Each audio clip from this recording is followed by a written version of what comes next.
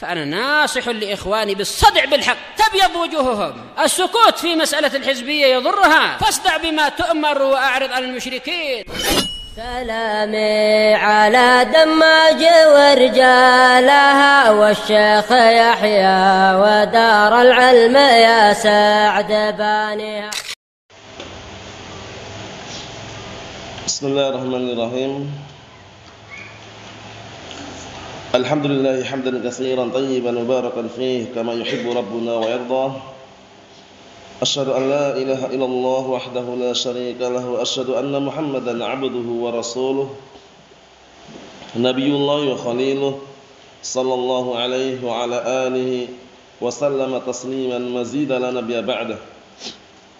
إخواني في الدين أعزني wa a'azzakumullahu jami'an wa barakallahu fikum. Kita lanjutkan bacaan berikutnya terhadap kitab Nuzhatul Qari fi syarah kitab al-ilm min Sahih al-Bukhari. Kita masih berada pada hadis yang menjelaskan tentang haramnya merusak kehormatan seorang muslim atau mengalirkan darah seorang muslim atau mendolimi secara umum.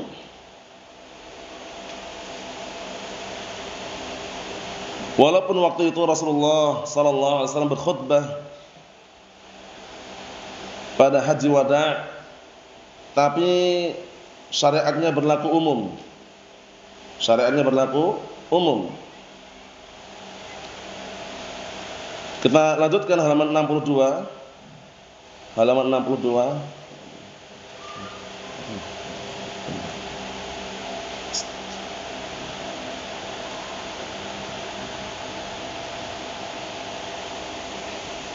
Wa amma damul muslim fahuwa min babi aula. Dan adapun darah seorang muslim maka itu lebih pantas lagi untuk dijaga. Tidak boleh tumpahkan, tidak boleh dialirkan kecuali salah satu tiga sebab kemarin ya. Kecuali karena rajam atau karena qisas atau karena murtad, itu baru diperbolehkan untuk membunuh seorang muslim. Selain itu haram. Kama qala Nabi sallallahu alaihi wasallam sibabul muslimi fusuqun wa qitaluhu kufrun. Mencaci maki menghina seorang muslim itu adalah kefasikan dan membunuhnya adalah kekufuran. Walaupun kekufuran sini adalah kufrun duna kufrin. Tidak sampai mengeluarkan dari agama Islam, tapi dia sahibul kabirah, pelaku dosa besar. Karena pembunuh, kalau hukum asalnya dia adalah seorang muslim, maka dia dikenal sahibul kabirah, pelaku dosa besar, bukan kafir yang keluar dari agama Islam. Oleh karena itu para ulama memberikan nama atau sebutan dengan kufrun duna kufrin. Paham ya? Jadi kekufuran tapi bukan kufrun yang akbar. Bisa dipahami ya? Naam. Wa qala alaihi salatu wassalam, dan juga perkataan Rasulullah sallallahu alaihi wasallam, la tarji'u ba'di kuffaran yadribu ba'dukum riqaba ba'd. Kalian jangan kembali kepada orang-orang kufar, kembali menjadi kafir setelah aku meninggal nanti, yang sebagian kalian akan memenggal leher sebagian yang lainnya. Karena di masa-masa jahiliyah waktu itu yang namanya syariat bisa dikatakan tidak ada sebagaimana setelah datangnya agama Islam. Mereka saling bunuh, saling membunuh, saling mendolimi, saling merampas, berzina. Intinya kerusakan-kerusakan sangat banyak waktu itu. Oleh karena itu Rasulullah berpesan, setelah aku meninggal nanti kalian jangan menjadi orang-orang kafir yang saling menebas, saling memenggal sebagian kalian terhadap leher sebagian yang lainnya. Wa qala sallallahu alaihi wasallam la yahillu damu imri'in muslimin yashhadu an la ilaha illallah wa anni rasulullah illa bi ihda thalathin. An-nafsu bin nafsi was-sayyibu zani wal mariku minad din at-tariku al-jamaah. Artinya perhatikan itu. Dan Rasulullah SAW bersabda, tidak halal darahnya seorang muslim yang bersaksi bahwasannya tidak ada sembahan yang berhak untuk sembah kecuali Allah dan bersaksi bahwasanya aku adalah utusan Allah kecuali dengan salah satu 3 sebab. Berarti 3 sebab ini kalau ada itu halal darahnya. Boleh dibunuh. Nah, apa yang pertama? An-nafsu bin nafsi, jiwa dibalas dengan jiwa. Berarti apa? Qisas. Paham ya? Yang kedua, wasaybuz zani, orang yang sudah menikah kemudian berzina, diapakan? Rajam. Kenapa harus ada lafaz orang sudah menikah? Karena nanti kalau masih gadis dan masih perjaka, itu lain hukumnya. Hukumnya enggak dirajam. Hukum dicambuk 100 kali cambukan, kemudian diasingkan selama setahun. Itu bedanya. Makanya lafaznya apa? Wasaybuz zani. Namanya? Naam. As-sayyibuz zani ini maksudnya adalah orang yang sudah menikah kemudian berzina, itu baru dirajam.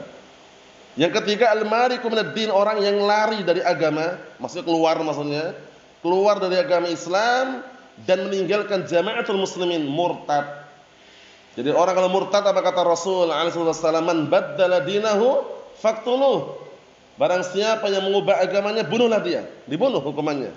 Nah, 3 sebab inilah yang semula darahnya seorang muslim haram, kemudian bisa menjadi halal. Selain 3 alasan ini, jangan pernah berurusan dengan darah seorang muslim, berbahaya.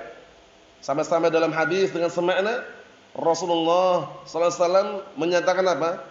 Orang itu kalau sudah membunuh saudaranya, dia tidak akan pernah dikasih ketenangan dia. Selama dia sudah mengalirkan darah seorang muslim tanpa ada alasan benar, maka tidak akan ada keleluasaan di dalam dirinya. Adanya rasanya sempit. Paham ya? Seperti itu. Kita lihat di sini. Haula halat dima'uhum binusul syara'. Mereka adalah orang-orang yang halal darahnya dengan dalil-dalil syariat tadi. Ai as-sayyibuz zani. Maksudnya yang pertama adalah as-sayyib az-zani, yaitu orang yang sudah menikah kemudian berzina. Maka qad wati'a fi nikahin sahih, itu orang yang sudah pernah berhubungan badan dengan pernikahan yang sahih, berarti orang yang sudah menikah kan. Sawa'un tahtahu zaujah fil hal amla, baik dia itu sudah punya istri dalam keadaan ketika dia berzina itu ataukah tidak. Intinya posisinya dia udah menikah. Duda misalkan, sudah pernah menikah berarti kan? Janda, sudah pernah menikah belum? Sudah. Nah, itu masuk walaupun posisinya sudah enggak bersuami istri lagi. Karena sudah pernah menikah intinya. Paham ya? Nah, itu hukumnya dirajam. Terus siapa yang berhak merajam ini? Rakyat sipil seperti kita-kita ini atau waliul amr? Waliul amr. Jadi kita tidak boleh bertindak sewenang-wenang. Apalagi hukum negara kita bukan hukum Al-Qur'an dan As-Sunnah. Adapun yang punya wewenang seperti ini adalah waliul amr, pemimpinnya. Kita lihat di sini. Kata beliau, Syekh Zaid bin Hadi al-Madkhali asbahullah, kata beliau, jarimatun kabirah. Paham ya? Ini merupakan tindakan kriminalitas yang sangat besar. Tindakan kriminal, kejahatan yang sangat besar. Fahaddu an yurjam bil hijarah, maka hukumannya adalah dilempari batu. Dilempari batu ilal maut, sampai mati. Rajam itu kan dilempari batu. Paham ya? Dilempari batu sampai mati. Paham ya? Ada yang mereka berpendapat, nah, ditanam badannya separuh biar tidak lari. Kemudian setelah itu nanti ditutup kepalanya pakai karung atau pakai goni itu, tahu ya, karung goni itu ya, biar enggak nampak intinya, atau ditutup matanya, dilempari sampai mati. Paham ya? Memang kenapa hal tersebut rajam disyariatkan barakallahu fi? Karena itu sebagai hukumannya di dunia. Tentunya nanti di akhirat Allah Taala sudah apa? Nah, karena sudah dihukum di dunianya, dengan seizin Allah Taala diampuni. Paham ya? Naam, rajam. Wa in kana bikran, kalau dia masih gadis, bikran gadis, fahaddu, maka hukumannya nam julida mi'ah. Paham ya?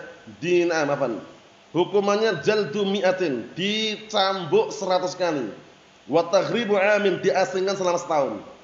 Ini kalau masih apa? Gadis, yang laki-laki masih apa? Perjaka. Bisa dipahami? Nah, adapun kalau dia sudah menikah, baik janda maupun duda, hukumannya dirajam. Bisa dipahami ya? Naam. Kama fil Qur'anil Karim was sunnah al-mutahharah, sebagaimana yang tercantum dalam Al-Qur'an Karim dan juga dalam sunnah al-mutahharah. Ayat rajam dulu sudah pernah ada ya, cuman dihapus dari Al-Qur'an. Diganti di dalam As-Sunnah dan masih berlaku. Paham ya?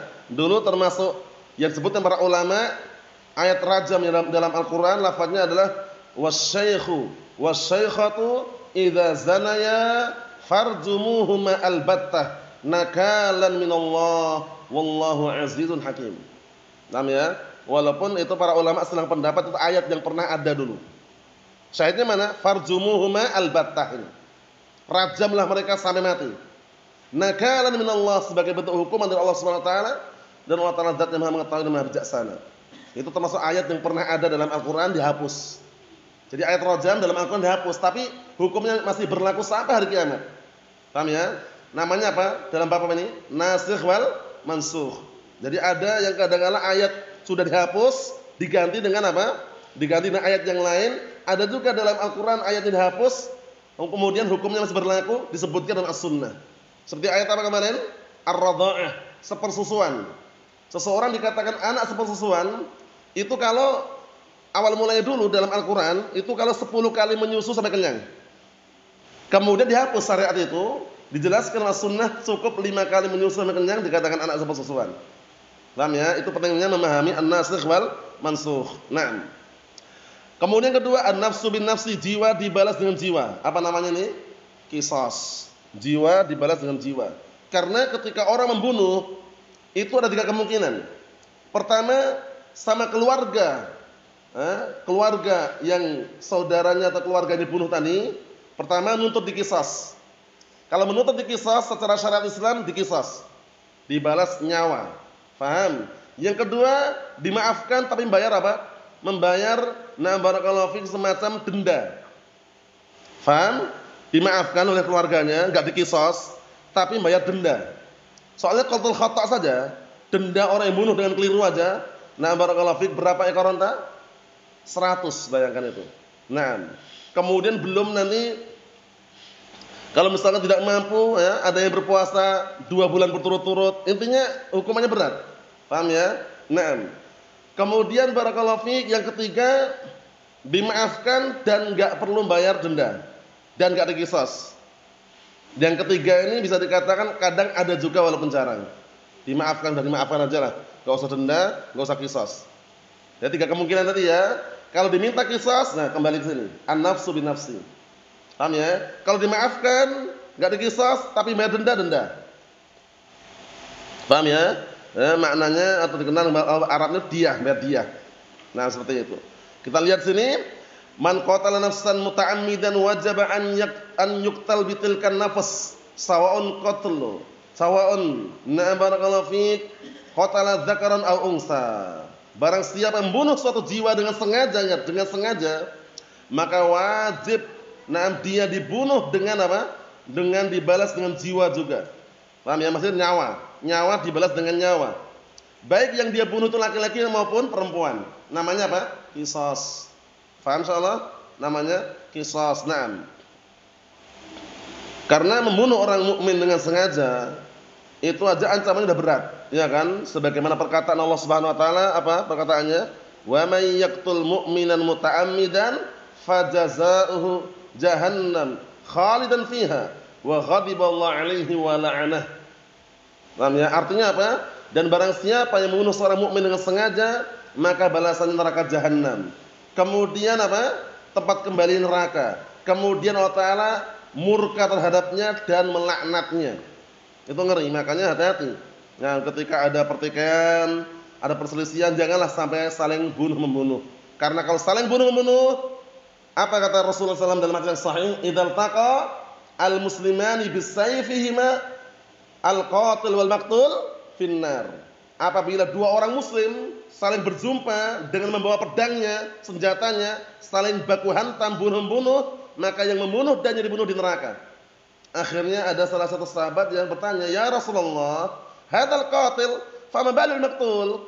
Ya Rasulullah, ini yang membunuh jelas di neraka, tapi kenapa yang dibunuh juga di neraka? Yang dibunuh juga di neraka. Kenapa kira-kira?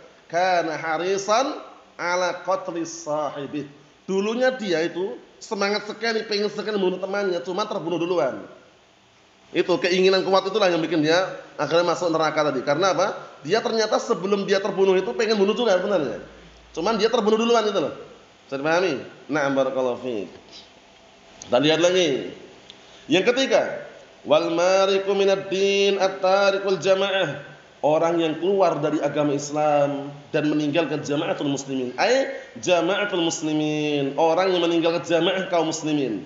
Bil irtidad, dengan murtad, kemurtadan. Murtad itu keluar dari agama Islam, kembali kepada agama kekufuran atau pindah agama. Paham ya? Al-intiqal min dinil Islam ila dinin akhar, berpindah dari agama Islam menuju agama yang lain, namanya murtad. Balasannya apa? Man baddala dinahu faqtuluh. Barang siapa yang mengubah agamanya, bunuh dia, kata Rasulullah SAW. Yuqtal liriddatih, maka dia dibunuh dikarenakan kemurtadannya. Ini termasuk salah satu yang dihalalkan ya. Pertama tadi rajam, ya kan? Kemudian kedua qisas, yang ketiga karena murtad. Wa ma'ada dzalik fadima'ul muslimin ma'sumatun la yajuz al-i'tida' 'alaiha. Penting ini. Dan selain tiga perkara tersebut, tiga keadaan tadi, maka darahnya kaum muslimin terjaga, dilindungi, enggak diperbolehkan melakukan tindakan kejahatan atau kriminalitas terhadapnya. Mulai membunuh enggak boleh, menyakiti enggak boleh, hati-hati. Nah, la bid-darb wala bil qatl, tidak dengan pukulan, tidak pula dengan apa? Pembunuhan, enggak boleh. Paham ya? Apalagi dengan bom bunuh diri. Allahul musta'an. Bunuh diri sudah haram, mendalimi orang lain lagi. Iya enggak? Apa dalilnya bunuh diri haram, Hizam? Naam. Yang pertama, wala taqtulu anfusakum innallaha kana bikum rahima. Jangan kalian bunuh diri kalian, karena sesungguhnya Allah Ta'ala itu Maha Penyayang. Disayangi oleh Allah Ta'ala malah bunuh diri. Yang kedua, na'am, wala tulqu bi aydikum ila tahlukah wa ahsinu innallaha yuhibbul muhsinin. Kalian jangan melemparkan diri kalian dengan sebab tangan kalian kepada kebinasaan. Nah, pembunuh diri binasa enggak? Binasa. Dengan sebab tangan dia sendiri kan? Nah, karena apa? Karena Allah Ta'ala itu mencintai orang-orang yang berbuat kebaikan. Dalam hadis, 2 ayat 1 hadis sudah cukup mewakili haramnya bunuh diri. Man qatala apa? Nafsahu bisyai'in udziba bihi yaumil qiyamah. Barang siapa yang bunuh diri dengan sesuatu, baik bom, racun atau semisalnya, itu bunuh diri. Kemudian apa? Nanti dari kiamat dia akan diazab dengan sesuatu yang dia pakai untuk bunuh diri tadi. Itu termasuk apa? Dalil yang sangat kuat haramnya bunuh diri. Bisa dipahami? Nah, apalagi pakai bom, mendolimi orang lain, iya kan? Tujuan dia paling-paling bunuh orang kufar lah. Tapi sekelilingnya kan terkadang ada orang muslim yang kena juga. Atau yang lebih parah lagi, mengkafirkan hukum muslimin, mengkafirkan pemimpin kaum muslimin, menganggap hartanya halal, darahnya halal, masuk ke lingkungan mereka langsung meledakkan diri. Paham ya? Langsung bom bunuh diri. Allahul musta'an. Itu semuanya bukan termasuk ciri khas daripada agama Islam ini. Paham ya? Nah, Allahul musta'an. Kita lihat di sini. Walaupun mereka mengatasnamakan apa? Salafiyun. Ingat-ingat, jihadiyun. Nah, baru belajar pada pesantren, pelajaran pertama buka kitabul jihad. Enggak diurutkan oleh mereka. Nah, kitabul jihad langsung. Sahih Bukhari kan diurutkan kan? Nah, kitab apa? Nah, kitabul ilm belum dipelajari juga, kitabul iman juga belum, kitabul jihad. Adapun ahlus sunnah diurutkan mereka. Enggak langsung kitabul jihad, bukan berarti jihad enggak penting. Jihad penting juga, tapi kan ada rambu-rambunya. Iya enggak? Kitabul ilm, ya kan? Kemudian nanti kitabul iman, ya kan? Kitabut tauhid. Baru nanti apa? Langsung kitabul jihad pada waktunya. Karena perlu tauhid yang kuat juga jihad itu, bukan semata-mata hanya kena provokasi akhir berangkat jihad. Belum tentu itu jihad juga. Allahul musta'an. Ini sekedar selingan. Nah, barakallahu fiik, bahwasanya yang namanya mengalirkan darah kaum muslimin hukum asalnya adalah haram. Kita lihat. Wa hakadzal amwal muhtaramah. Fi syariatul Islam la yajuz li ahadin an ya'tadi 'ala malil ghair. Penting ini. Sawa'un kana minal muslimin aw min ghairil muslimin. Demikian juga harta, hukum asal harta itu dilindungi, dihormati oleh syariat. Paham ya, dalam syariat Islam ini? Enggak diperbolehkan seorang pun untuk melakukan tindakan kejahatan, ya'tadi, kejahatan kriminal terhadap harta orang lain. Baik orang lain ini dari kalangan kaum muslimin ataupun dari kalangan orang-orang selain muslimin. Kita hidup di lingkungan yang enggak semuanya orang beragama Islam, ya enggak? Ada orang Hindu, orang Buddha, orang Kristen, orang Katolik, orang Konghucu, ya kan? Atau agama-agama yang lain lah. Paham ya? Nah, Buddha dan semisalnya. Bukan berarti harta mereka kemudian kita halalkan. Posisinya sekarang dalam keadaan damai atau peperangan itu. Paham ya? Enggak semudah yang kita bayangkan, harta orang kufar halal. Kemudian langsung apa? Ngerampok di rumahnya misalkan, salah. Paham ya? Lihat ini. Hukum asalnya adalah haram. Paham ya? Haram baik itu harta kaum muslimin maupun harta selain kaum muslimin. Walau kan minal kufar, walaupun dari orang kafir loh. Walaupun orang kufar pun harta mereka hukum asalnya selama tidak ada faktor yang mengharuskan seperti peperangan dan semisalnya haram. Paham ya? Naam. La yajuzu laka an ta'tadi 'ala malih illa bil harb. Ini penting ini. Enggak diperbolehkan bagimu untuk mendalimi, menindas, melakukan kejahatan terhadap hartanya kecuali disebabkan karena perang. Illa bil harb, penting ini. Sebabnya karena apa? Perang. Kalau peperangan lain lagi, nanti ada namanya ghanimah, ya kan? Harta rampasan perang, ya kan? Nah, tapi kalau enggak ada peperangan, antum ngerampok ke rumah orang kafir, boleh enggak? Enggak boleh. Hina ma yaqumul jihad, yaitu tatkala ditegakkan adanya jihad, wa tuqat rayatul jihad, dan mulai apa? Dikibarkan bendera jihad fi sabilillah di jalan Allah Taala. Nah, waktu itulah beda lagi keadaannya. Fatakumul ma'arakah bainal muslimin wal kafirin. Kemudian mulai tegaklah medan peperangan antara kaum muslimin dan orang kafirin, jihad dan syar'iyyah, jihad yang syar'i. Bukan jihad apa? Di bawah amir tertentu, tapi jihad yang syar'i ini. Jihad yang syar'i ini dalam artinya ya mungkin dari walil amr atau kenal dengan jihad difa'. Karena jihad ada dua, jihad talab sama jihad difa'. Jihad talab itu jihad permintaan langsung dari pemerintah pusat, pemimpin. Kalau jihad talab itu biasanya jihad yang jihad difa' itu biasanya jihad yang dia fungsinya hanya membela, mempertahankan. Paham ya? Misalnya ada kampung, kampung itu punya kekuatan, walhamdulillah, kemudian kampung itu dipenuhi dengan sunnah. Dipenuhi dengan sunnah, kemudian kebaikan ada di situ, nah mau diserang orang kufar. Dan mereka mampu bertahan. Nah, mereka di kampung itu namanya jihad difa'. Paham ya? Yang luar enggak perlu masuk karena sulit mau masuk. Cukup orang-orang situ aja. Di kampung atau di negeri tersebut, bisa dipahami. Nah, ini namanya jihad difa'. Kalau jihad talab ini dari pemerintah pemimpin pusat langsung diserukan jihad. Paham ya, seperti itu. Nah, tentunya rinciannya dalam kitab jihad ya. Ini sekedar menjelaskan. Kalau enggak ada jihad, jangan rampok harta orang kufar walaupun orang kufar. Kita lihat. Kata beliau, tawaffarat syurutuhu, dan terpenuhi syarat-syaratnya, wantafat mawani'uhu, dan hilang penghalang-penghalangnya, fal hukmu fihi annal kuffar kulluhum ghanimah. Maka ketika ada peperangan, hukum asalnya di situ ketika ada peperangan ya, orang-orang kafir mereka semuanya ghanimah, harta rampasan perang. Ya kan? Perang, mereka kalah, harta yang tinggalkan namanya apa? Ghanimah. Adapun kalau baru ultimatum, baru diumumkan akan diperangi, mereka udah lari duluan, pergi duluan, meninggalkan harta, namanya apa namanya? Fai'un. Adapun kalau harta yang dia dapatkan karena duel, tahu duel antum? Tahu duel? Tahu duel antum? Apa duel itu? Satu lawan satu. Satu lawan satu, kemudian orang kafir yang mati, ternyata ada hartanya diambil, namanya salabun. Paham ya? Nah, kita lihat di sini.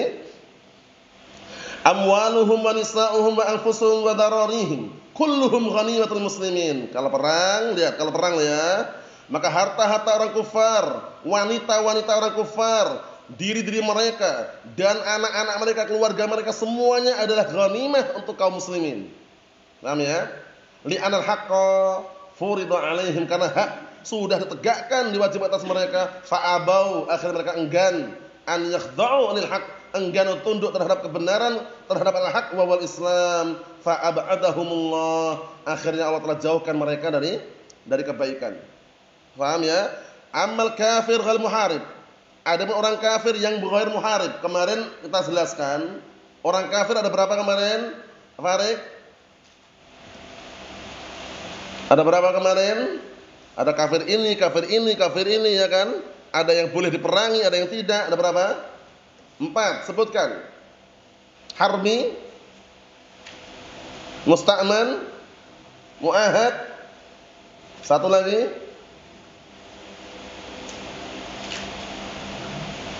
Dhimmi. Paham ya? Nah, 4 ini. Yang boleh diperangi yang mana, Novel? Harbi. Lihat ini. Amal kafir ghair muharib. Ada pun orang kafir yang tidak memerangi, alladzi ya'ish fi diyari muslimin, yang hidup di negeri kaum muslimin. Seperti negara kita kan, negara Islam ini, paham ya? Negara Indonesia barakallahu fiik, itu kan banyak orang kafir. Ya kan? Mereka hidup negara Islam yang dominannya mayoritasnya kaum muslimin. Nah, itu juga sama. Selama tidak ada peperangan, enggak memerangi kaum muslimin, maka enggak ada. Jangan diambil hartanya. Aw fi diyar kufur, atau mereka tinggal di negara kekufuran pun, kalau enggak ada peperangan juga jangan serbu. Misalkan antum dari Indonesia langsung lari ke Amerika Serikat sana misalkan, atau lari ke mana, ke Jerman, negara kufar misalkan, atau ke Brazil misalkan. Langsung antum jihad ke sana. Ya enggak bisa. Paham ya? Karena posisinya damai gitu loh. Enggak ada peperangan. Bisa dipahami ya? Nah, ini bagus sekali penjelasannya ini. La yajuz li ahadin minal muslimin an ya'tadi 'ala malih. Enggak diperbolehkan seorang pun dari kalangan kaum muslimin melakukan tindakan kriminalitas terhadap hartanya. Sawa'un huwa fi mustama'il kuffar aw fi mustama'il muslimin. Baik orang kafir itu berada di masyarakat orang kafir atau berada di masyarakat kaum muslimin. Wal i'tida' 'alal mal lahu turuqun muta'addidah. Penting ini. Bentuk kriminal, kejahatan terhadap harta itu memiliki banyak jalan. Jalan yang dikatakan maksudnya ini perbuatan kriminal. Jadi tidak selamanya berbuat kriminal itu hanya mencuri, tidak. Tapi ada macam-macam. Kita lihat qad yakunu bisarq. Dengan cara merebut langsung. Wa nahab itu ngerampok, begal. Paham ya? Wa qad yakunu bisarqah, dengan mencuri. Mencuri, merampok, begal, ya kan? Mengambil paksa, itu semuanya masuk dalam tindakan kriminal. Wa qad yakunu bil ghish fil muamalat. Hati-hati ini. Akhir zaman penuh seperti ini. Paham ya? Atau dengan cara menipu di dalam muamalah, transaksi jual beli online. Banyak enggak penipuan? Banyak. Kemarin kami jelaskan. Orang kalau enggak jujur dalam jual beli, akibatnya apa? Terangkat keberkahannya. Nah, jadi kenapa kita bahas seperti ini barakallahu fiik? Beliau juga menjelaskan penipuan di dalam muamalah karena banyak gitu loh kejadian. Apalagi kalau online. Offline aja penipuan ada enggak offline? Ada, apalagi online yang kadang orang samar gitu loh. Dari pabriknya atau dari penjualnya yang diposting asli, original ya kan. Kemudian setelah diorder, dipesan, yang datang apa? KW. Ada enggak kejadian seperti itu? Nah, itu penipuan namanya. Hati-hati.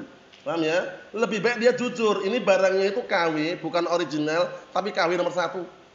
Kan KW nomor 1, 2 ada kan? Nah, itu lebih baik jujur walaupun untungnya dikit, itu lebih berkah daripada bohong, dusta, nipu tapi untungnya banyak. Kita lihat hadisnya. Hadisnya ini dihafalkan dan sering antum dengarkan juga hadisnya ini. Kita lihat. Wa huwal amrul muntashar, yang mana ini perkara yang sudah tersebar penipuan dalam muamalah ini. Nam ai al-ghish fil muamalat, yaitu penipuan di dalam masalah muamalah. Jual rumah bekas ya kan? Padahal temboknya itu udah banyak lubang-lubang, didempul sama dia. Tahu dempul ya? Didempul biar nampaknya halus mulus, enggak dikabarkan gitu loh. Enggak ada pengkabaran sama sekali kalau itu temboknya bekas. Akhirnya baru dipakai sebulan ambrol. Nah, seperti ini biasanya akan menimbulkan keributan biasanya. Lebih baik dia jujur, terang-terangan, ini rumah sudah bekas, sudah bangunan lama, ya, tapi kami perbaiki ini lubang-lubangnya, kami dempul biar agak rapi, terang-terangan gitu loh. Paham ya? Karena yang terang-terangan ini itu diberkahi walaupun hanya sedikit untungnya. Tapi yang menipu tadi walaupun untungnya banyak, dicabut keberkahannya. Kita lihat dalilnya. Kullu dzalika min akhdil amwal bighairi haqqin wa huwa haram.